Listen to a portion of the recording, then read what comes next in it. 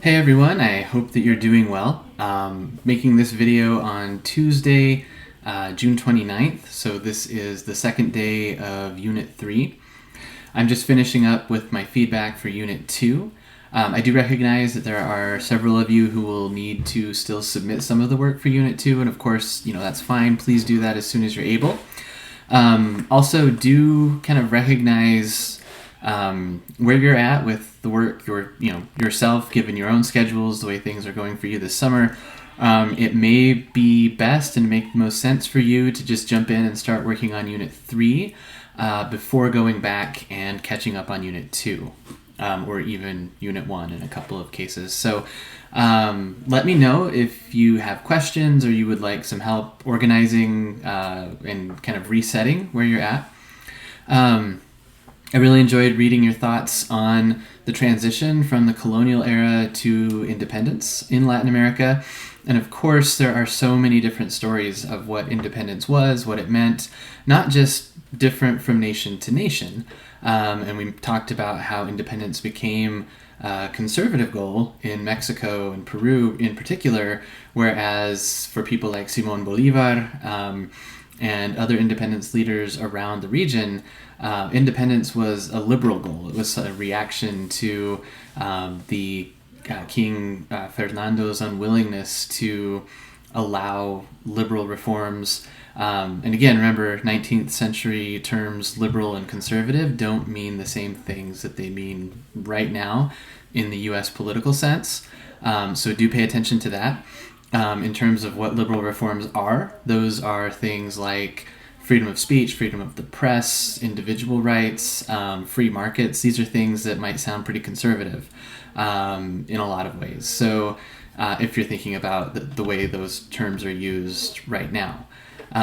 So do keep that in mind as you read about the conflicts between conservatives and liberals in the mid-19th century. That is a theme that bridges Unit 2 and Unit 3. So in Unit 3, we're going to be thinking about what happened after independence. And the guiding question this week focuses on the idea of nation building. So that's something you want to think about a little bit and maybe take some notes about as you do the readings. What is nation building? What does it mean to build a nation? What kinds of things have to be constructed? Not just in terms of the state, right? In terms of the government, but how do you get people to feel like they're part of a nation? And recognize that once, last week we used to be Spanish subjects who were sort of grudgingly Spanish subjects and had our own way of dealing with that as colonial people. How do people reckon with the idea that now we're part of this thing called Mexico, or this thing called Gran Colombia, which actually never quite came to fruition, or Chile, or on and on and on? How are these things constructed? A prominent scholar has talked about the ways that nations are imagined communities, meaning that the people in nations never actually meet everyone else who's part of that nation. So what is it that gives them a shared sense of identity?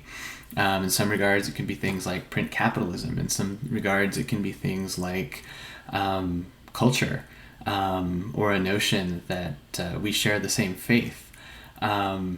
Those are powerful forces for uniting, and of course they can also be powerful forces for division.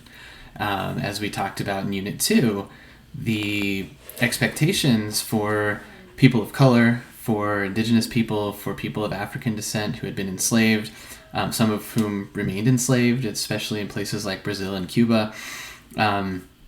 Independence didn't bring them all of the changes that maybe they had been hoping for by supporting it. So what changes did it bring?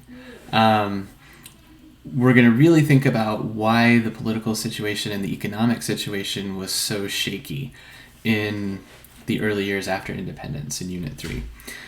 So be thinking about why these people called caudillos came to power.